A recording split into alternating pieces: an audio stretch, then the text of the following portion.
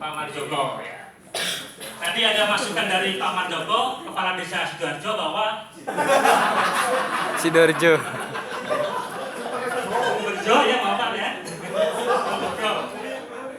Jadi yang di pengalaman Bapak itu pada saat jadi fasilitasi proses perencanaan pembangunan desa adalah dibutuhkan adanya masukan-masukan dari segala unsur Pak ya untuk menentukan langkah-langkah dalam proses perencanaan. Jadi ada masukan.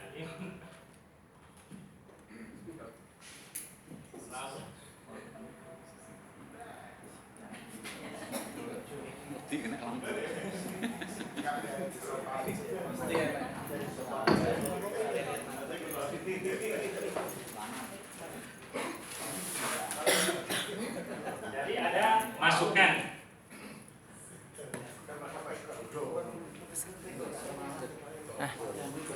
Coba di. Nah, masukan ini nanti penting untuk jadikan bahan pada penyusunan rencana pembangunan desa.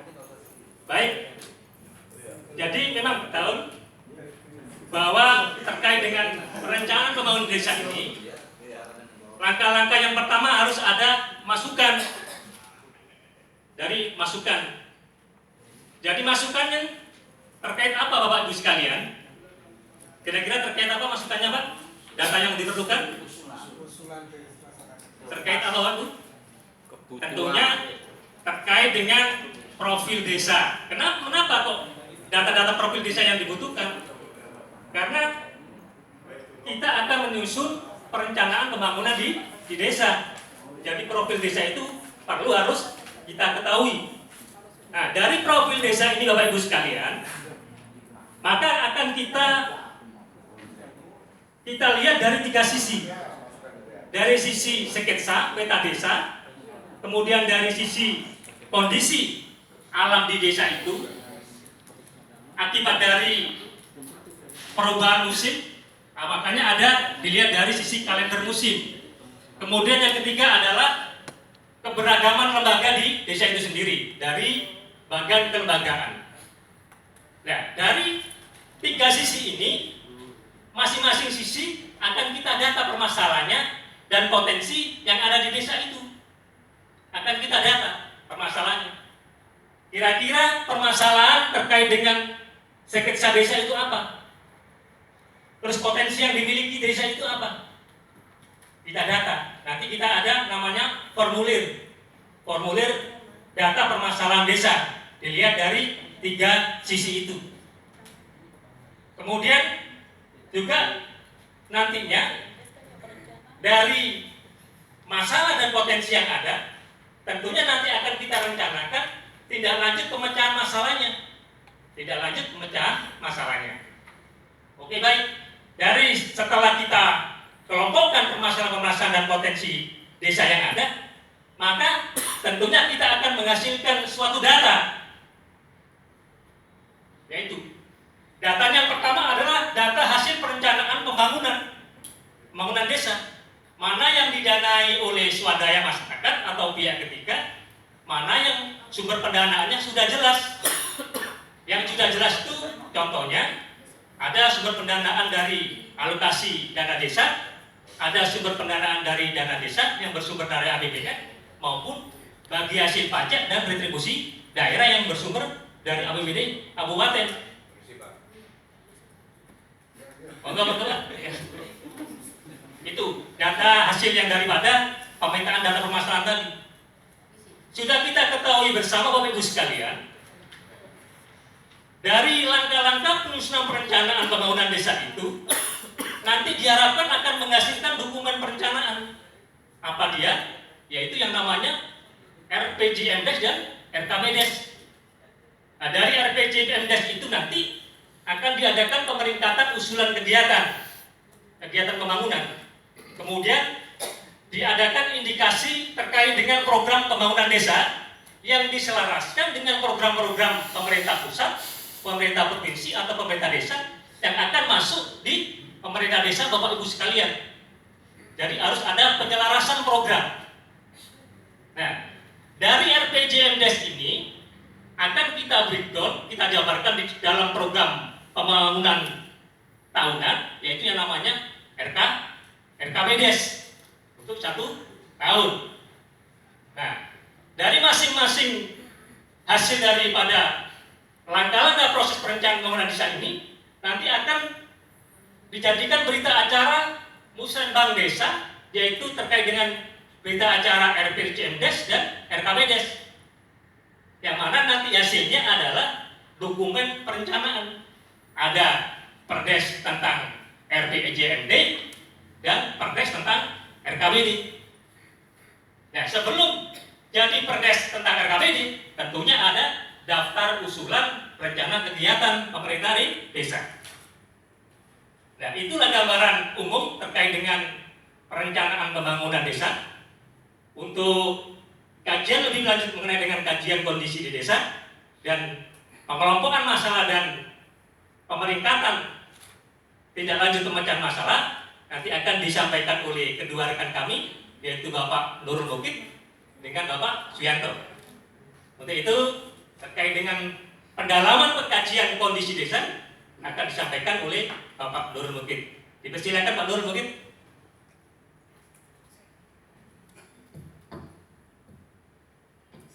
Assalamualaikum warahmatullahi wabarakatuh. Saya mungkin tidak bisa semangat seperti Pak Edi Wikianto ini. Puasa ya Pak Edi ya? Puasa ya, alhamdulillah masih puasa.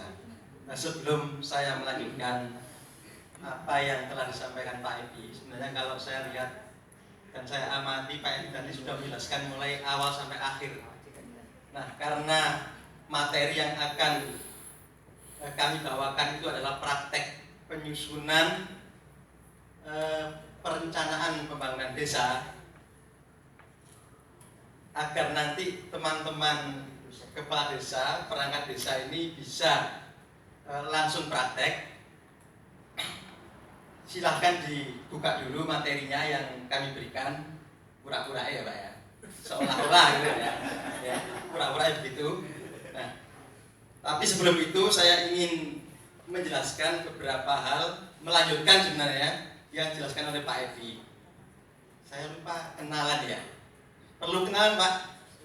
Biasanya orang lanang ini gak menarik ya kenalan. Aku takkan sama yang perempuan saja. Ibu, perkenalkan, nama saya Mukid. Panggilin Mukid aja, kalau Nurul nanti khawatir salah saya, dikira perempuan itu. Kalau di desa saya dipanggil Cak Nurul, tapi kalau di tempat saya di Gresik dipanggil Mukid. Saya nggak suka dengan dipanggil Nurul, kayak perempuan. Dan Jonggu juga. Gitu. Dan kami juga pengen Bapak Ibu mengenalkan diri, karena saya sebut Bapak dulu. Saya akan sampling aja satu Bapak untuk berkenalan. Bapak. Paling ganteng. Saya Samsul Hadi Pak, dari Pasuruan. Pak Samsul Hadi. Iya. Pasuruan mana Pak? Pasuruan desa kota. Kepala desa, kepala Bapemas apa kepala Bapeda? Lali ya. Kepala desa. Ya, saya kepala desa dari kepala desa Wajib. Trajang Pak. Iya, desanya Trajang. Sudah, itu aja Pak. Belum. Saya sudah menikah dan punya anak 2.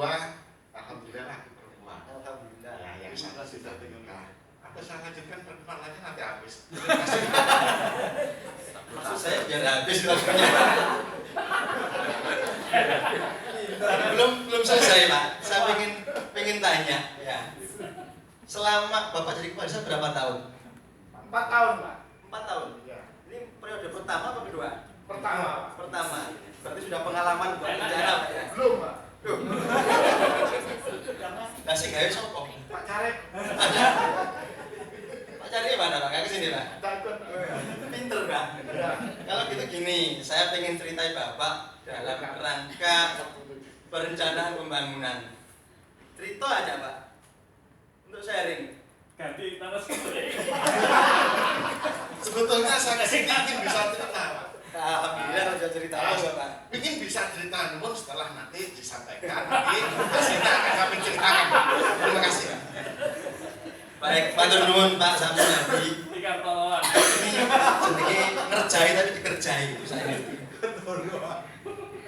Yang perempuan gue sing paling ayu. Saya ya, Pak. Ya. Kira-kira sing sing ayu. Apa ini? Singnya gitu. Ayu kabeh. Monggo, Bu. Kenalan sama nanti cerita tentang pengalaman dalam membuat rencana pembangunan desa. Tidak mau. Ya, terima kasih waktunya Bapak. Perkenalkan, nama saya Dewi, saya dari Terus dengan dari mana? Kepala Bappemas apa? dari Sedes Sidoarjo tadi Pak ya, itu kepala desa Sidoarjo. Berarti kepala desa sampean gitu? Iya.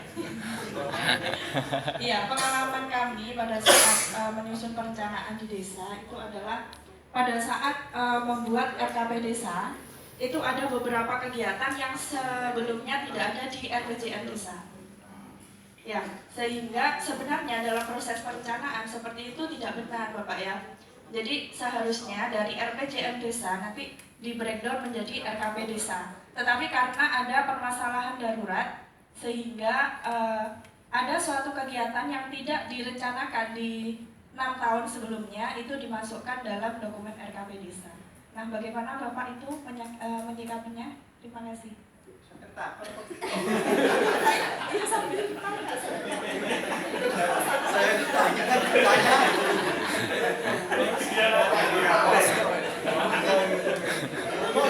Saya itu masa-masa kritis jam siang ini, jadi harus banyak tertawa ya.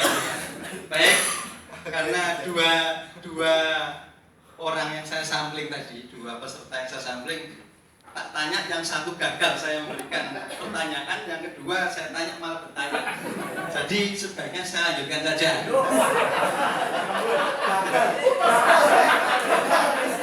Ngambul lah. Jadi saya kebagian materi pengkajian keadaan desa. Yang dikaji apa kira-kira? Tadi sudah jelaskan sama Pak Edi Mugianto dengan sangat bersemangat. Kira-kira Bapak Ibu masih ingat apa yang harus dikaji? Halo Bapak? Enggak ingat. Alhamdulillah ya. Terus maksud aku tanam Pak Edi. Turun dengan yang kamar. Baik, yang pertama jawabnya Dewi. Yang pertama sketsa atau peta atau gambar desa. Aku gak takon iku sono. Wis sono ada lae opo. Definisinya sudah ada, yaitu gambaran desa secara kasar atau umum mengenai keadaan sumber daya alam maupun sumber daya buatan. Sekarang pertanyaannya, sumber daya alam itu apa? Contohnya saja. Enggak, Pak? Lupa saya. Apa yang lupa? Saya Bapak senang bertanya. Sendiri sudah tetap. Ini yang ngelawak pesertanya ya. Jadi kalau sumber daya alam dari beberapa buku yang saya baca, kayak tahu mau buku ya, itu contoh sungai, sawah, ladang, gunung, itu sumber daya alam. Kalau buatan jalan, jembatan, anak buatan juga ya? Bukan ya? Hasil berbuat tadi, bukan buatan ya? Hasil perbuatan. Ternyata sampean nggak lali. Saya nonton.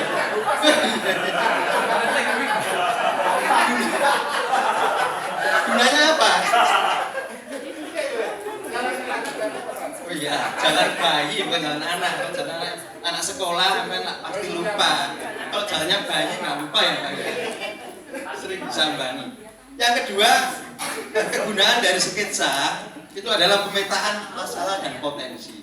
Di desa itu pasti di samping ada masalah, ada potensi. Pangeran itu nek gawe penyakit mesti ada obatnya gitu ya Pak ya. Itu kan bahasa agama seperti itu. Ada masalah, ada alat untuk menyelesaikan masalah itu. Yang pertama peta desa atau sketsa desa. Sampai nek maca gambar tutul-tutul ini kira-kira ngertinya apa kira-kira? Nasi goreng itu. Batik, Pak. Iki peta perso kuwi ya kabeh gambar ya. Mune-mune ning ngono iki ono tak tulis.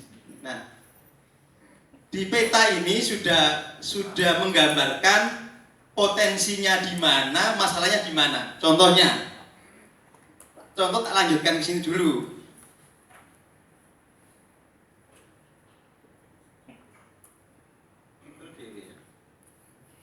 Penuh tule ya.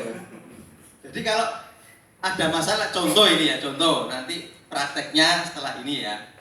Jalan desa di wilayah RW 9. Kita lihat di peta, aku mau nutul meneh aku turun dewe. Ada sepanjang 700 meter rusak berat. Kita identifikasi kita identifikasi potensinya apa yang ada di desa itu. Ada batu, ada pasir, tenaga kerja dari gotong royong masyarakat. Kemudian lingkungan perumahan penduduk RW 13 tidak sehat. Potensinya apa? Ada LKMD, ada PKK. Sampai terakhir Pak, bisa dibaca ya. Sekarang Bapak Ibu praktek. Nah, terus gampang kandani ya. Coba ditulis, nanti dikumpulkan ke saya, atau nanti dipresentasikan ya. Setelah perkuliahan ini, pura-pura itu ya. Yang kedua, ben cepet. Masalahnya mek 20 menit honore podo iki. Nek dikai.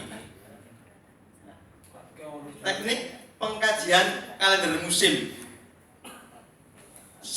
Sing dikarepno kan bahasa sampean kira-kira kalender musim itu apa?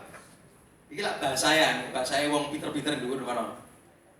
Coba dibahasakan sendiri, aku kapok bukan takon wong lanang. Hanya yang ibu-ibu aja. Dikerjain ya. Ibu Sekdes monggo. Tolong dibahasakan sendiri. Kalender musim itu apa? Gak usah nyontoh yang bawah. Saya kurang paham. Kalender musim. Gak harus paham kok dibayari.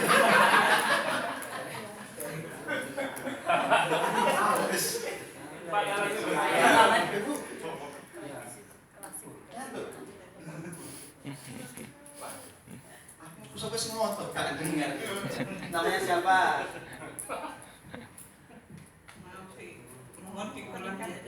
Waduh nama.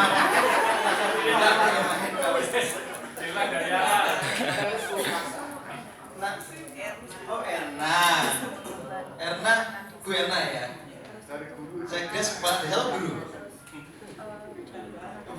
Bukan sekdes, bukan guru, bukan mudah-mudahan kepala BKD. Jadi waktu 2 menit lagi.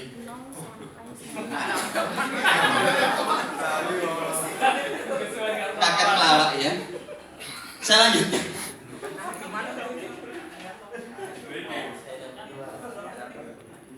Bentar Pak ya. Ini adalah kalender musim. Jadi bahasa kita itu kita memetakan keadaan mulai bulan September sampai kemarau. Musim di desa, musim hujan itu waktunya apa? Di sini ada musim tanam, ya. September, Oktober, November, Desember sampai musim kemarau. Kita terus Pak Yanto gauman. Kemudian yang terakhir saja, nanti dilanjutkan Pak Yanto.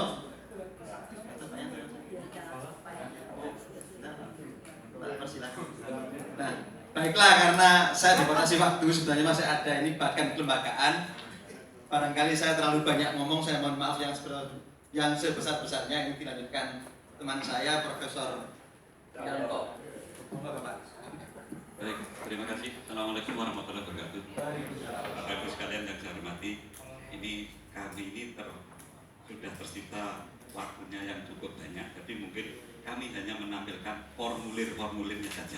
Oke. Nanti tolong formulir itu dikumpulkan. Karena apa? Nanti penjenengan juga harus mengerjakan seperti itu. Jadi ini ada contoh-contohnya, silahkan nanti dipelajari. Kalau tidak seperti itu nanti penjenengan nggak ada greget untuk melakukan kegiatan, sehingga nanti di rumah paling-paling disediakan setape terus mari ngono dijarni.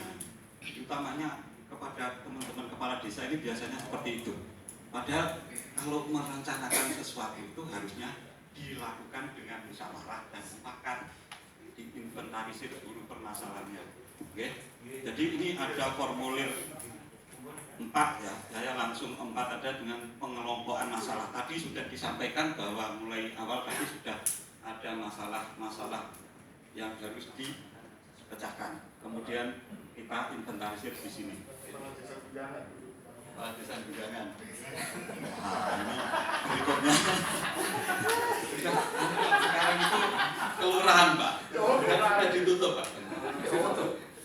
Ini formulir berikutnya, penentuan peringkat masalah. Jadi nanti setelah permasalahan itu tadi diinventarisir, kemudian ditentukan peringkatnya dengan pembobotan yang sudah ada. Terus berikutnya Bapak Ibu, formulir itu apa? Nah, ini formulir pengkajian tindakan pemecahan masalah. Ini juga begitu. Dari awal tadi dimasukkan ke kolom-kolom yang sesuai dengan kolom yang ada. Oke.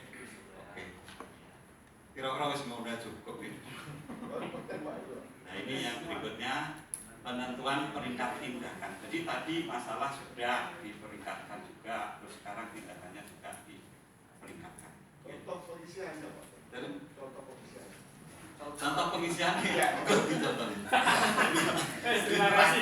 Jadi kesimpulannya Bapak Ibu, bahwa kita pertama kita harus melakukan perencanaan di dalam apa namanya JOSTERI ya, IRTRI itu loh ya, itu bahwa manajemen itu diawali dari planning, organizing, executing, dan controlling. Jadi yang pertama itu harus dilakukan adalah perencanaan. Demikian mungkin penyajian dari kelompok kami, dan mohon maaf kalau mungkin ada yang kurang berkenan. Saya akhiri, Assalamualaikum warahmatullahi wabarakatuh.